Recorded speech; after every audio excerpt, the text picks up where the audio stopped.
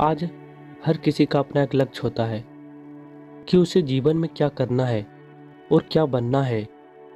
लेकिन जैसा आप बनना चाहते हैं वैसा नहीं बन पाते हैं।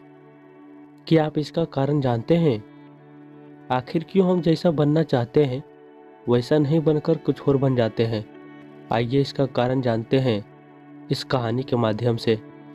जीवन में हर व्यक्ति सफल बनना चाहता है, लेकिन सफल बनने के लिए आपको अच्छे विचारों को अपनाने की जरूरत है। गौतम बुद्ध के उपदेशों से आपके जीवन में सकारात्मक बदलाव आते हैं और इससे आपका जीवन बदल जाता है। यही कारण है कि बुद्ध के विचारों को सुखी जीवन का सूत्र कहा जाता है।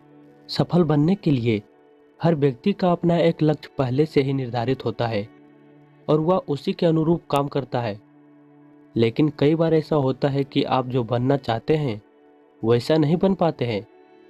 कुछ लोग इसे लेकर यह मान लेते हैं कि शायद उसकी किस्मत में ही यही लिखा होगा, तो वहीं कुछ लोग अपनी किस्मत को खराब कहने लगते हैं। लेकिन इसका असली कारण कुछ और ही होता है। गौतम बुद्ध के इस कहानी से जानते हैं इसका असली कारण। एक बार गौतम बुद्ध को एक सभा में उपदेश देना था। सभा में करीब 100 से ज्यादा लोग उपस्थित थे और उनका इंतजार कर रहे थे। गौतम बुद्ध आए, लेकिन बिना कुछ कहे ही चले गए। गौतम बुद्ध का ऐसा व्यवहार देखकर सभी लोग हैरान रह गए, लेकिन किसी ने उनसे कुछ नहीं कहा। अगले दिन फिर से सभा का आयोजन हुआ, लेकिन आज उपस्थित लोगों की संख्या घटकर 80 हो गई। आज भी गौतम बुद्ध आए, लेकिन बिना कुछ बोले ही वहां से चले गए।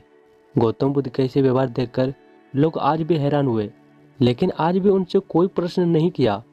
अगले दिन फिर से सभा का आयोजन हुआ और लोगों की संख्या घटकर 50 हो गई। बुद्ध फिर से सभा में आए और बिना कुछ बोले ही चले गए। आज भी बुद्ध से किसी ने कोई प्रश्न नहीं किया। अगले दिन फिर से सभा का आयोजन हुआ और इस बार लोगों की संख्या केवल 30 थी और आज भी बुद्ध ने बिना कुछ बोले ही चले गए। आप कहानी को सुनते हुए इरिटेट हो गए होंगे और सोच रहे होंगे कि आखिर बुद्ध को कुछ बोलना नहीं तो बार बार सभा का आयोजन क्यों हो रहा है। ठीक इसी तरह सभा में मौजूद लोगों को भी गुस्सा आ रहा था, लेकिन इसका जवाब जानने के लिए आपको धैर्य रखना होगा। अगले दिन फिर से सभा का आयोजन हुआ और आज सभा में केवल 15 लोग ही उपस्थित रहे। लेकिन आज गौतम बुद्ध ने अपना स्थान ग्रहण कर लिया और उपदेश देने के लिए बैठ गए। बुद्ध ने जिन 15 लोगों को उपदेश दिया वो उनके भिक्षु बन गए और उन लोगों ने आगे चलकर बुद्ध के ज्ञान को अलग अलग दिशाओं में फैलाया। एक बार इन लोगों ने बुद्ध से प्रश्न किया कि सभा का आयोजन होने के बावजूद भी आप क्यों कई दिनों तक बिना कुछ बोले ही चले जाते थे। बुद्ध ने उत्तर दिया, मैं उन लोगों के खोज में था जो उपदेश के लायक हो। सभा के पहले दिन 100 से ज्यादा लोग थे, लेकिन उनमें से ज्यादातर लोगों को मेरे उपदेश से कोई मतलब नहीं था। उसके बाद जो अगले दिन आए उन्हें भी मेरे उपदेश से कोई मतलब नहीं था। वो तो केवल इसीलिए आए थे क्योंकि वो देखना चाहते थे कि आखिर में सभा में होता क्या है।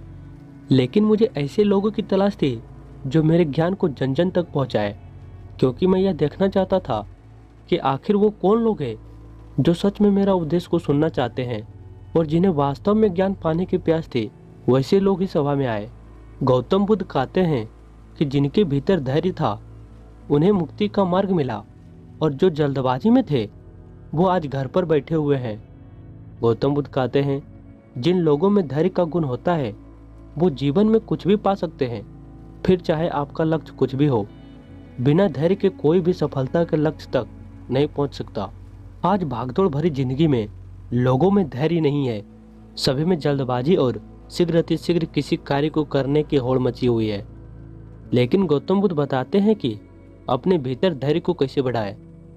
बुद्ध कहते हैं कि निरंतर अभ्यास करने से आप अपने भीतर के धैर्य को बढ़ा सकते हैं। यानी आप जो भी बनना चाहते हैं उसके लिए धैर्य की आवश्यकता है।